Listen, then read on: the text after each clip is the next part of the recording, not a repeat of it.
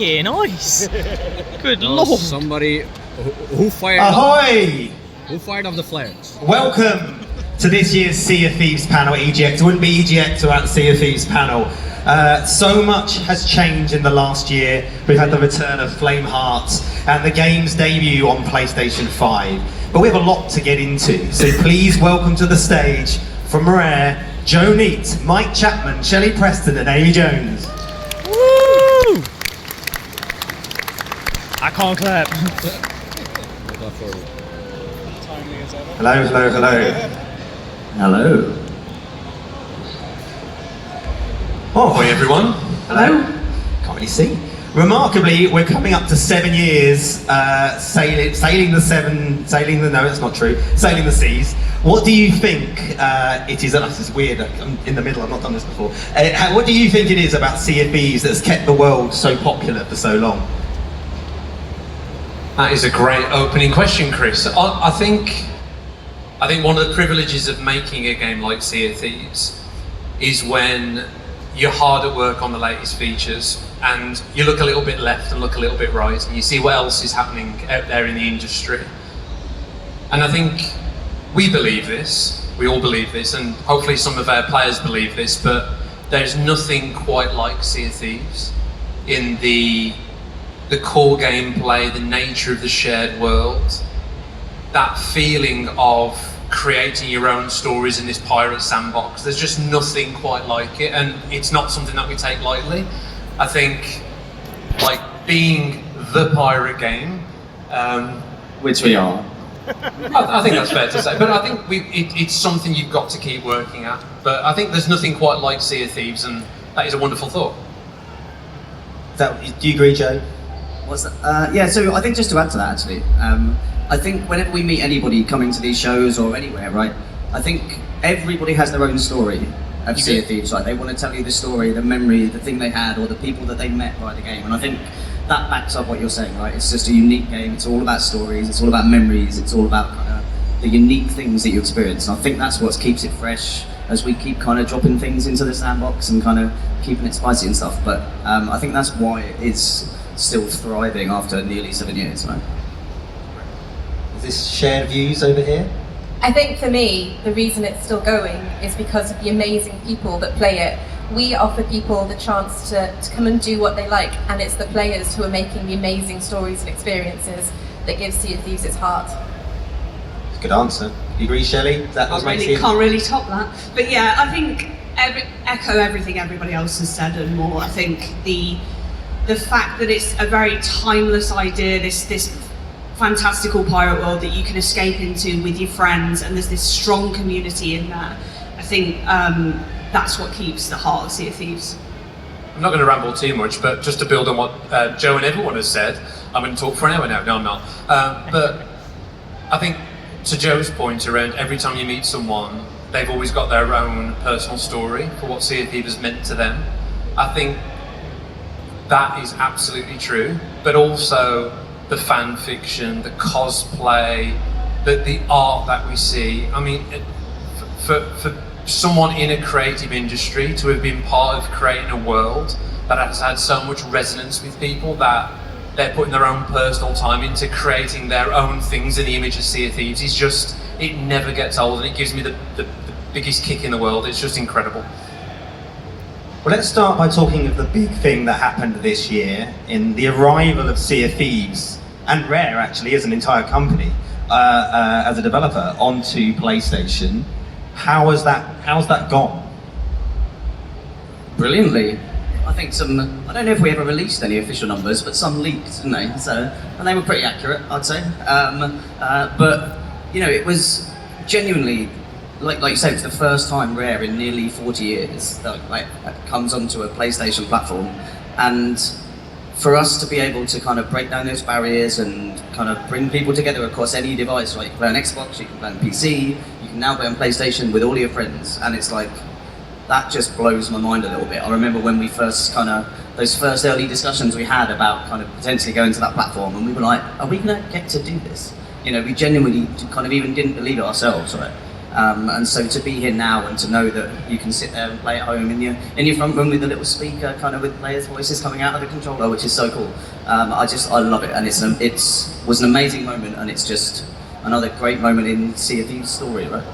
It is. It's another one of those moments that if you'd asked us back in 2018 whether something like that could happen, I think we would have laughed you out of the room. But I think, as Joe mentioned there, when we were discussing it in the kind of early formative stages, I think one of the things that we cling to was, we also would have said the same thing about working with the Walt Disney Company.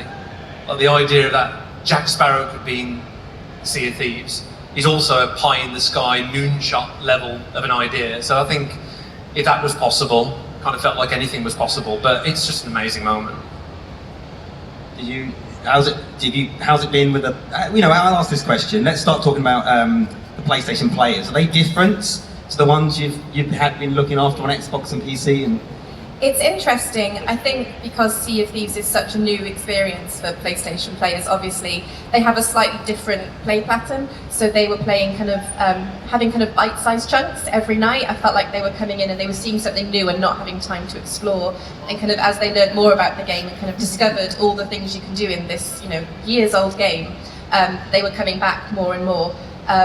But actually the thing that I really loved about the PlayStation players is how well they fit in and how well everyone who played on Steam, on Xbox, on PC welcomed everyone. There were all these jokes in the run-up of fresh meats, all these new people, but actually it was so welcoming. Everyone was wanting to be fair sports and adhering to that pirate code. It was really heartwarming and just so worth all the work we put into it. Yeah, it's been really cool to see that the community has just grown, and I think that's great for us as developers. We love to see players coming in and sharing new stories, but for everybody in the game's richer with more community, more people on different platforms, and I think it's definitely a very proud moment for Rare and for the team to be able to release on that platform. that's a big one. I was just going to say, actually, the first time I actually played at home on my PlayStation in my front room, and I think it maybe was one of the kind of betas or something. I think it was, yeah. And but literally, I had a moment. I think it's one of the things I always say. But it's like we very rarely take the chance to stop and pause and think about what we're doing, because we're always running towards the next thing. But it was one of those where I was sat there on a Friday night or something, just really appreciating that moment and the momentous feeling of it. It really felt like that for me. I think we're all huge fans of every platform and of everybody getting a chance to play games, right? And I think to be able to bring Sea of Thieves to people like that really did made me pause for a little moment. I think when I first got a chance to play it in my front room. That sounds more majestic than the first time I played on PlayStation. If you remember, I got so excited I sent some very unprofessional Teams messages to a group chat with people, and it way up more in the company than I was expecting. So that was fun. I was giddy. It was so exciting. If they play a little bit differently, and I guess they've got different feedback, does that not make it a bit? Have you not added another layer of complexity into your working with fans to make this game? In terms of adding PlayStation players? Well, you have more feedback now and more different feedback, I guess. I think what's beautiful about it is that it totally aligns with what Sea of Thieves is all about. And the idea that you could be playing on the Xbox platform, playing with a friend who's playing on Steam, playing with a friend who's playing the Windows 10 version or wherever it is, the Windows Store version, playing with a player who's also on PlayStation, and you can form a crew where platform isn't a barrier, is quite an inspiring thought when you think about the theme of their game and the whole motto of "We shall sail together."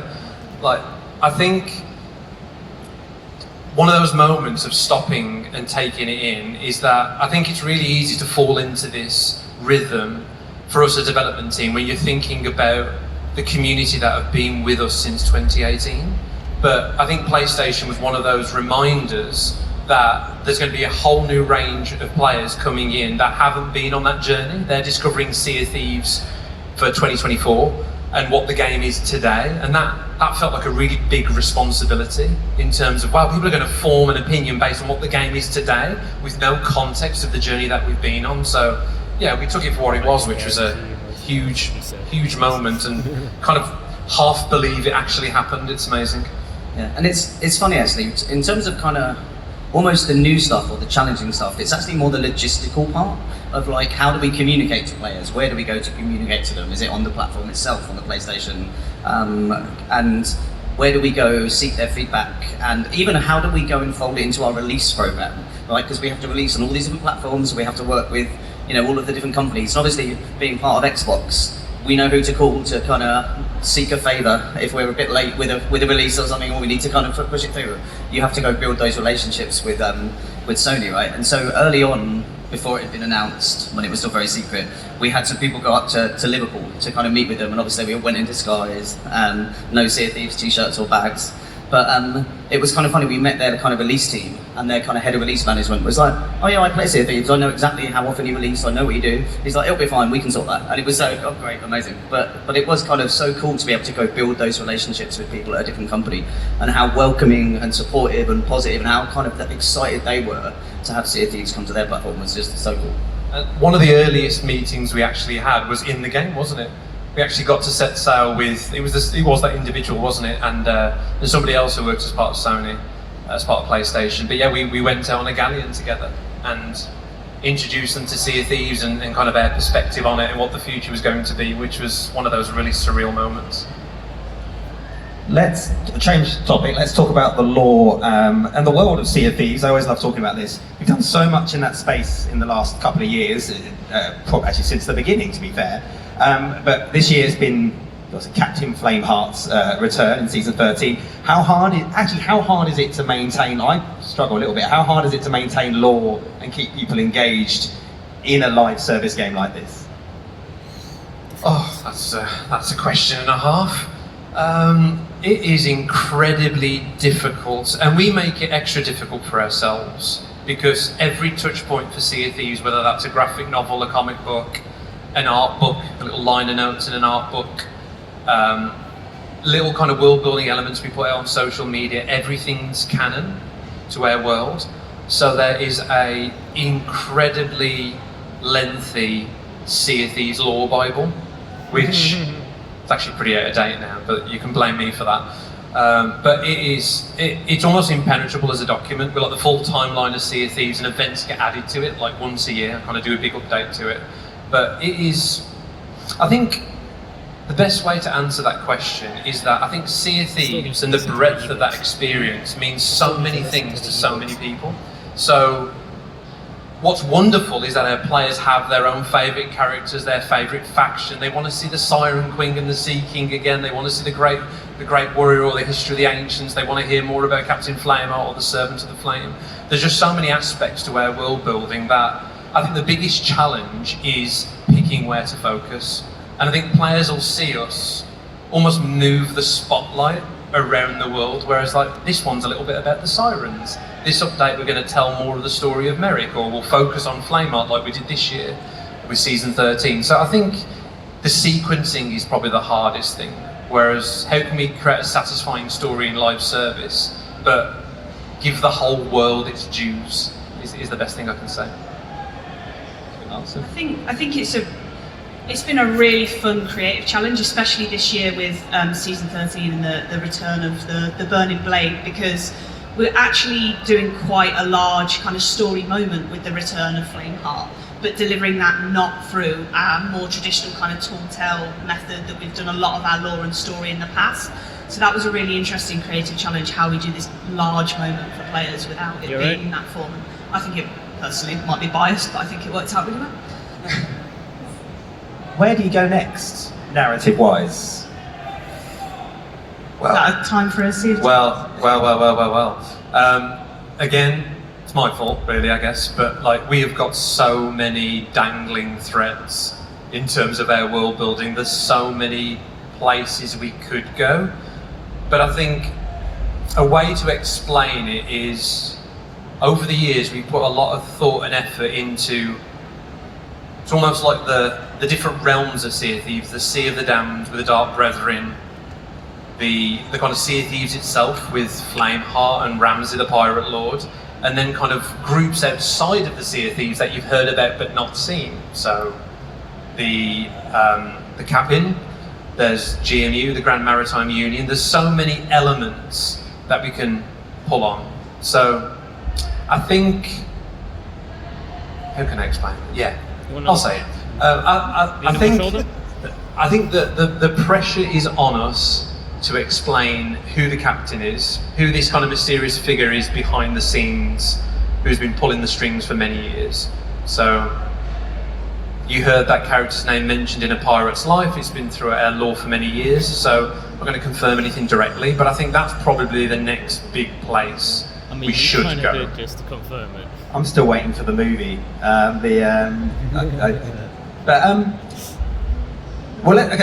Obviously the point of the game is not about the stories you tell, it's the stories the players create themselves. It's that freedom, it's that role-playing element, and you've actually been doing, ever since the start, that's been the thing, but you've been adding more things to encourage that role-playing.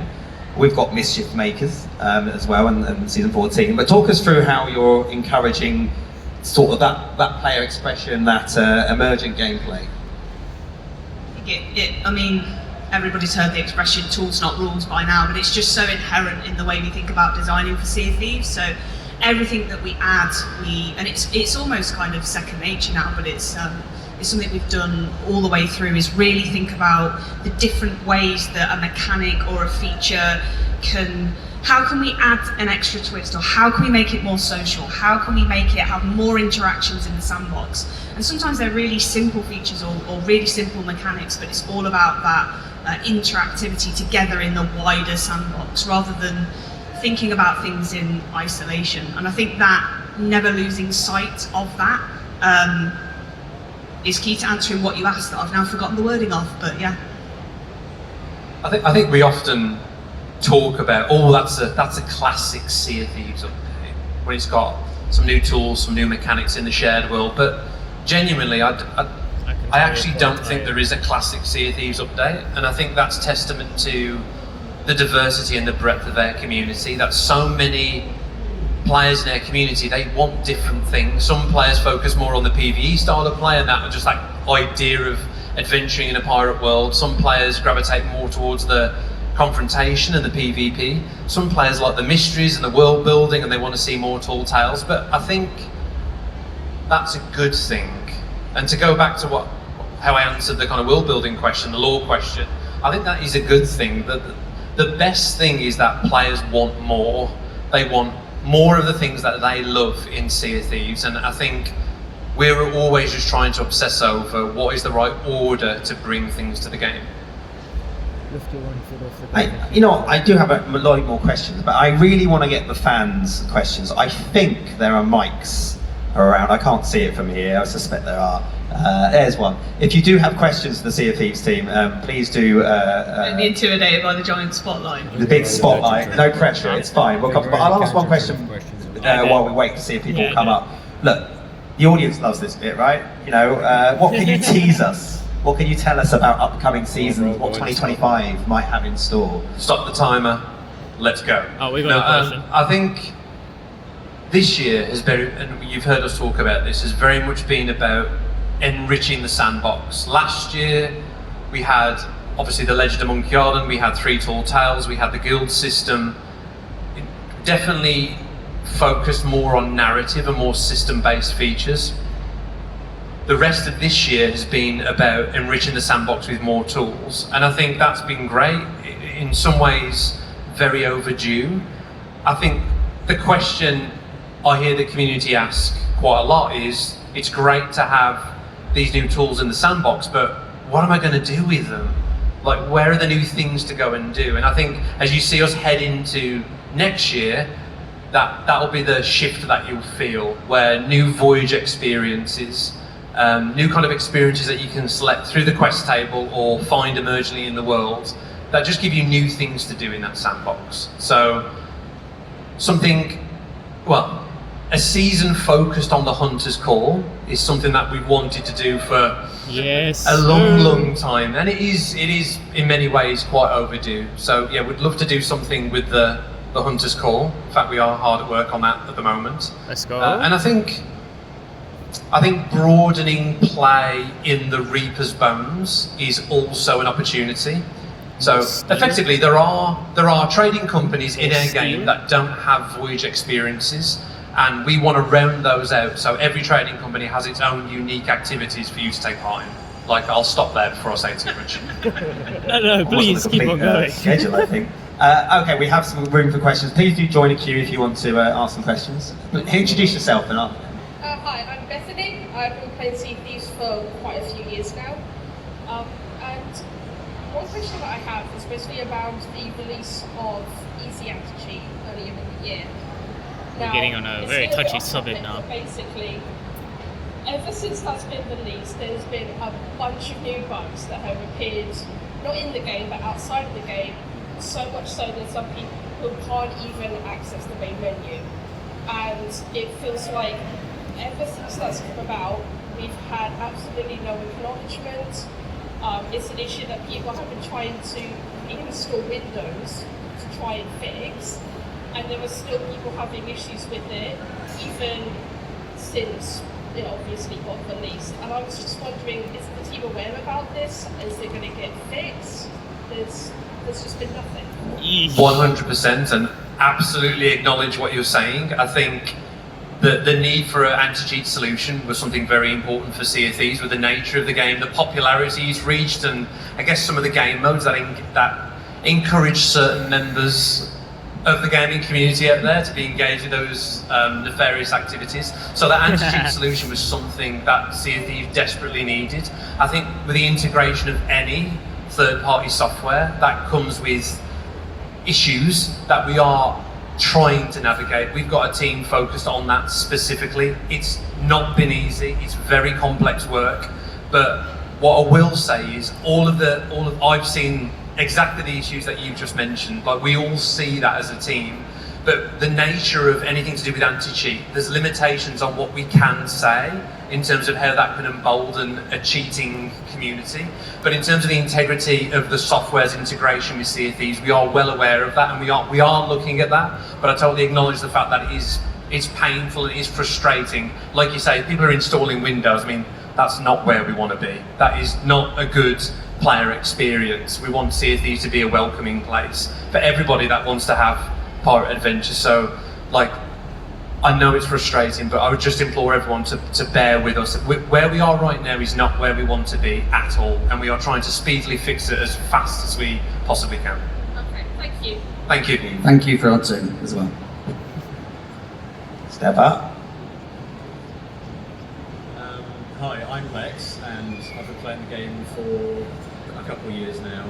And being aware of the limitations that come with still running the game on like the original Xbox One and sort of lower end PCs and stuff like that.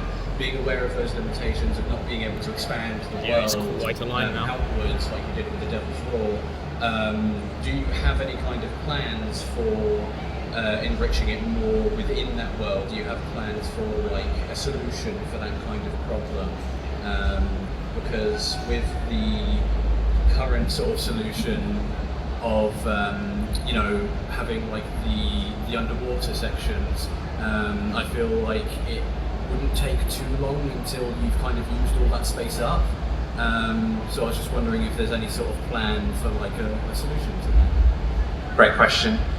You're absolutely right. I think, well, firstly, So I would address the essentially, first point because that you they ran made, out of which is space, they had to the put game stuff running on underneath, older like, hardware is a to good actually thing. add When you look at content. the amount of players that still play on those older pieces of more legacy Xbox hardware, older like low spec PCs as you mentioned, that is a good thing. It's kind of a similar answer to PlayStation 5, allows more people to play together. You're also right in the fact of all the kind of gaps in the world. It's like, well, let's put a sea fort there, let's put a skeleton camp on that island, let's put a shrine or a treasury there. Like, that world that used to have a lot of open space has become really dense and rich, which is great, we love that. And would we like to add new world experiences to Sea of Thieves? Hell yeah, we'd love to do that. And I think we've got multiple ways to do that. I think it doesn't necessarily have to be expanding the world outwards, because if we expand the world outwards, we'd want to throw more ships in there, so the average time to encounter was still consistent. But I think one thing I would look at is if you look at some of the kind of portal tech that we introduced with the Pirate's Life, that then got used with the quest table with diving below the waves, like there's effectively endless ways to expand the world in Sea of Thieves by having people transition to alternative maps in the world. So I think that's the solution we'll embrace, the idea that maybe there's places in the Shroud, maybe there's other world regions you can dive and access, where we don't have the same limitations around being full in terms of memory or having any performance concerns. So that's probably where we'll end up. Thank you.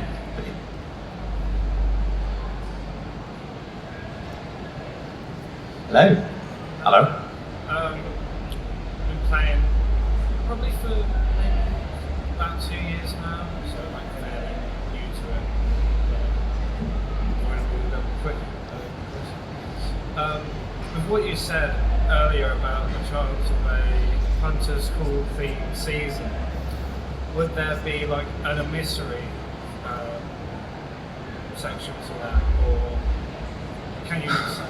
Well, it wouldn't be EGX without an out-and-out confirmation, so Hunter's Call Emissary confirmed, locked in, Yeah, start next buddy. year, let's go.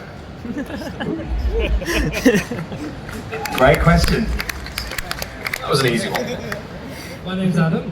I've been playing Adam. Sea of Thieves for near the start, but and mine got me into it. Now, will there be any chance of a new sea monster to go along the Megalodon, the Kraken, even if it's not like a world event, just something like you could do summon something on the side. I saw that shake. I saw that. Would there be something? This guy's good. potentially? I love that idea. What do you think, Shelley? I knew you were going to throw that to me. A sea serpent of sorts, I'm thinking. What do you think to a sea serpent? I was very into the idea of sea serpent. Yeah, I think like we love the idea of lots of mythical monsters and things like that that would work so well in the Sea of Thieves world. I think for Mike's here to confirmed Hunter's Call update, we're focusing a little closer to home, but that doesn't rule things out for the future. But there's definitely still some twists on some familiar things that you may see that's still very new and exciting. Okay. I will add to that as well, as I always do. Sorry, I'm in that mood today for Sea of Thieves. It's the best place for it. So we did actually, so Sea Serpent, that's very astute of you. We did want to add a Sea Serpent to Sea of Thieves. We'd still love to. Well, imagine getting We had shipwrecked some around by a really, snake. what we thought were really cool creative plans in that space. It's something that we wanted to add with the seasonal update. I think the complexity of doing the idea of a serpent justice, and honestly reflecting on some of the feedback on the Kraken of we want to do this properly, it to be actually deliver on the fancy of a sea serpent in the Sea of Thieves. The actual work required was significant, really significant. We were very sad. So we couldn't actually dedicate the time to it, but the plans are still there, and we would love to go back and invest in that in the future. But like, I think for a brand new sea monster, I think Sea Serpent would be top of our list in terms of like classic, fantastical folklore. And I can't remember what it was, but it had a particularly stupid code name, didn't it? Stormzy. It was Stormzy. Stormzy. Stormzy the sea serpent. Which gives you a little It did clue make to some of its gameplay. Oh, it's going to be in the storm. Was there potentially in an Emporium skin as well? Because I remember you released a Sea Serpent Emporium skin. Was that kind of a hint? We have done that in the past, but that wasn't an example of it. That was just a really cool kind of creative visual that the team came up with that we fell in love with. But no, that wasn't a tease or anything. That was just a cool idea that we loved. Thank you. It's quite the line. You, Hello. I'm something I've been playing since Forest Adams came out, and I was wondering if Pendragon would ever like come back. Shit, man. Because he's stuck at the moment. He's poor Penny D. He's adrift in the Sea of the Damned. Poor Penny D. You know, he's had terrible luck. He was in a painting, tried to save the world, and then ended up in the Sea of the Damned. But like, he is like, imagine Shelley, he's one of your favourite characters, he's one of my favourite characters. I think Pendragon's got so much more to give. Yeah, but he plays such an important role in the story, in a pirate's life, and obviously the adventures, Return of the Damned, etc., ending up with him being adrift in the Sea of the Damned. So his story's far from over. Thank you. Brilliant, thank you. Way up. Hi there, my name is Lewis. I've actually been playing since day one, so... Thank you. Thank you for playing, really appreciate it. Yeah, one of the things I really enjoyed was the This guy's cosplay is sick. Gold Hoarders hunt you did a few months ago. I really enjoyed it. Just lost myself at Quest 3 though. I was just wondering though, could we see anything else like that in the future? Like maybe more hunts which involve the game plus more stuff outside, and like even if it's just like community hunts. Okay. I agree with you. I think like so many of us in the studio loved mysteries and what they represented. So we don't have any plans for a third mystery yet, but I'm sure we'll do one, given enough time. I think what I will say is, reflecting back on both Who Killed DeMarco and Gold Hoarders Hunt, is just that balance of what the experience offers immersively in the game versus what's outside of the game. And I think the concept of an ARG is just, it's just super cool, super inspiring, but I don't think we got the balance quite right with the balance of what was in the game versus out the game, and I think consequently it was quite hard to follow and almost impenetrable for anybody but the hardest of the hardcore. So I think there's still so much more we could do with mysteries, and we'd certainly go in with our eyes open this time in terms of what's probably going to work better for the broadest amount of people. But yeah, we'd love to do more. Thank you. About 10 minutes left. Hello. Hi, I'm Charlotte. I've been playing since 4th of May this year. Just wondering if the Obsidian pack will come back, like because it was a pre-order. Will come back? I'm actually not sure. It could come back. Shall we just say yes? Yes. It should. I think it should come back. Yeah. Sorry, I don't have a specific answer to the question, but I don't think anybody does. Items you could get. No, I think we'd have to go back and check that, because I'm not 100% sure.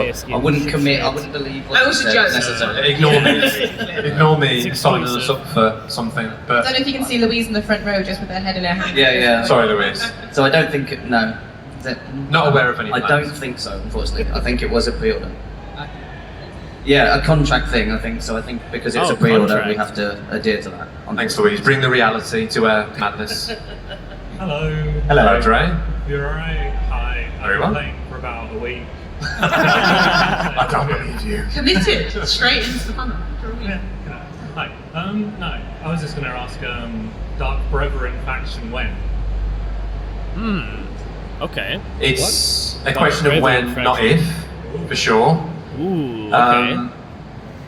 Essentially, there's new faction. There's an new company, outside new chance, stuff. maybe next year, but maybe looking a little bit less likely, but would love to do it. I think Wonder and Amaranth have been off the stage for quite a while, and indeed, Duke. it's time they come back. Yeah. What about Don't forget about system? Duke.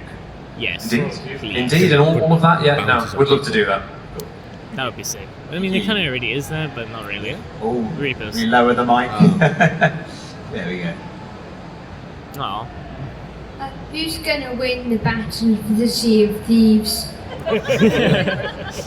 No one. Is it joking? No, that's a good question. That's a deep question, and I assume you mean in terms of all the various factions: Flameheart, the Pirate Lord. Who do you want to win? Flameheart. There you go. Ooh, okay. Reapers rise. That's the correct choice, by the way. Maybe. How about Yeah. the sky's open? Well, how's the Millions story of end? kegs. It did have an No one ending wins. once. I'm not sure you do it that Rain way kegs. anymore. End of Thieves. Let it But, rain kegs.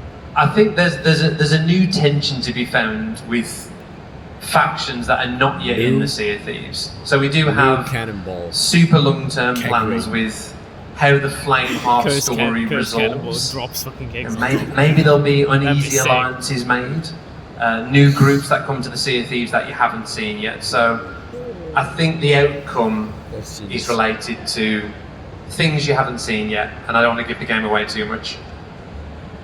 Great question. Great question. Thank you. Okay, so you were talking about the captain earlier. Do you have any clues about him? And also, will there be a pirate life 2? No. Two great questions. That is it. Takes a lot of courage. That is a great to do question. that. What is it? Takes a lot Will of there courage be a for a kid Pirate's to do Life that. 2? That's a really Takes a lot interesting of idea. Yeah, I think Yeah, nothing to no plans there. We're not confirming basically. anything, but Ah. like, have we You'll see. have we mapped out potential stories that could be the follow-up to A Pirate's Life? 100%. Obviously, Davy Jones is now locked up deep below decks in the Ferry of the Damned. There's many people in the Sea of Thieves that would like to see him released, and you can just imagine what that would mean for the story. And there will come a time when players will get to meet the captain. Yeah. 100%. Thank Where was you. your hints, Thank you. Thank you. Thank you. Great questions. Oh. Hello. This might be a bit of a boring question because it's more of a development one. Oh, great. I'd love to hear the reality of how long the water physics took. Yes. And how much you've changed that currently. That's it. How long it took? Oh, that's a great question. Do you want to take that one? Charlie? I honestly can't remember, but it was a long while. It was a long while because we were working in a Unity prototype for a lot of the gameplay, and then when Unreal kind of development started, the water was one of the first things that was being worked on, and looks incredible. Still looks incredible. Like today, like One I of still the best look at water water and think that's physics great in the game water. today. But I don't know if anyone else can remember any more about that time when we were. Yeah, you're probably looking at about 18 months or something, I reckon, to kind of get I think it probably felt a lot longer at the time. I think to Shelley's point, I think the challenge was, the most important thing was the feel of the ship on the water and the buoyancy and the actual physics of what the waves are doing, what the shape of the waves are. There's like a sine wave in terms of the shape of it. So we got that to a point in Unity, which is an entirely different game engine to the engine that we now obviously have released the game in.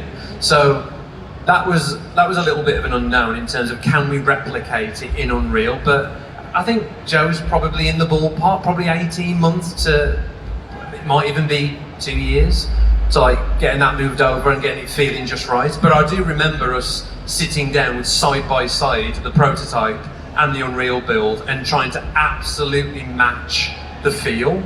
So it was very much around just, I guess, trying to recreate the element that we've fallen in love with. But the first version of that we had in Unreal was just, it was like really bumpy. Do you remember it, Shelley? Yeah, it was like being on, I don't know, like a million pebbles. It was. Yeah, I was going to say, because we go to uni for game design, so Ah, a lot of people like try to do water kind of Yeah. things. It ends up very.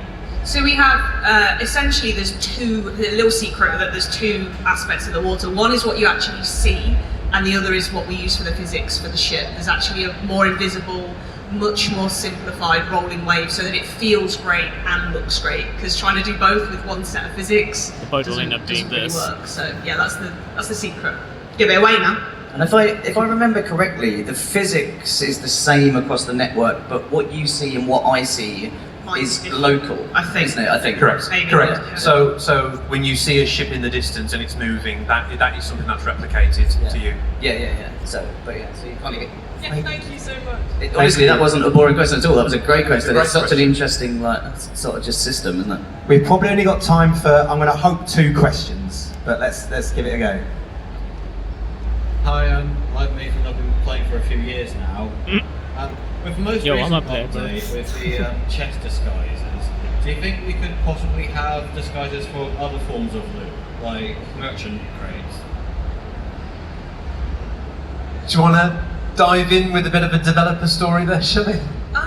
Well, we were originally looking at adding things like the storage crates in, and I think it's one of those things with Sea of Thieves where we learn things as we go and we try things out. And when we got the that really cool, fun animation of you jumping into the chest and then you're wobbling around, we really fell in love with the feel of it being really believable, that your pirate had actually it wasn't this magical thing. It wasn't a transformation. You physically had contorted yourself inside this chest, and it's actually really hard to move around. That's why it's so wobbly. And when we kind of landed there, that's when we felt that the storage crate was just that little bit too unbelievable, like you wouldn't really fit inside. But I do kind of love the idea of going around as plants. Yeah, that'd be fun. I think plant, you know, the kind of plants. building on that question. I think Imagine walking around in the plants. if we add more loot items or loot items specifically to the Merchants Alliance, like you mentioned, I think that's the question we'll ask ourselves, which is which of these should be disguises. Could you fit inside it? Yeah. So, yeah, could I fit inside I definitely it? would Probably fit not. inside any of them. So I think like you'll see more disguises in the years to come for sure. Thank you. We have time for one more question, I'm afraid. Hiya, I'm Sam. The man's dressed as someone from the Reaper's Bones. We have to take his question. We'll give you, where you've got 1 minute 30. Let's go. I'll keep mine quick. So my question There's is a Sea of Thieves cosplay. Obviously you did the Pirates of the Caribbean one previously. Is there any future ideas for collaborating with other large pirate franchises such as One Piece? Yes. One Piece. Like, there's nothing planned, but that doesn't mean that it couldn't happen. Like, I think it's about kind of the right conversations, the right people, getting the right people in the room. Like, we love it, right? I love the IP, love the characters, love the world. That would be sick. It would be super exciting and super cool thing to do, but there's nothing to confirm yet. But like, we are fans as much as you, I think so. Okay, brilliant. Thank you. We've got 50 seconds. Let's go. Ooh. Hello. Right. My name's Michael. I've been playing Sea of Thieves on and off since day one. Oh, thank you. I know you touched on it before, but with the Reaper's Bones, because I'm not the best at PvP, and I know that's a big thing to get leveled up on that, are we thinking about doing voyages and things for the Reaper's Bones?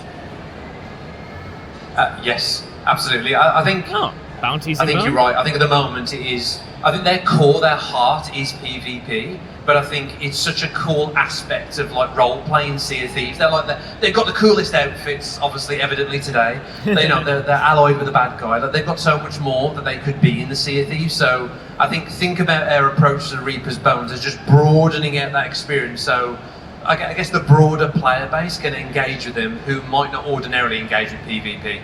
Yes. Okay, thank you. Thank you. That is all we have time for, I'm afraid. But thank you once again for joining us, and thank you to Joe, Mike, Shelley, and Amy. Please give them a warm hand. Thank you. Thank you very much. And thank you to our great interpreters. There's lots of game stuff happening across the show floor and on the stages. We have Charles Cecil on the live stage with Dragon Age tomorrow, and 25 years of the Sega Dreamcast. Please join us for those. Thank you. Thank you so much, everyone.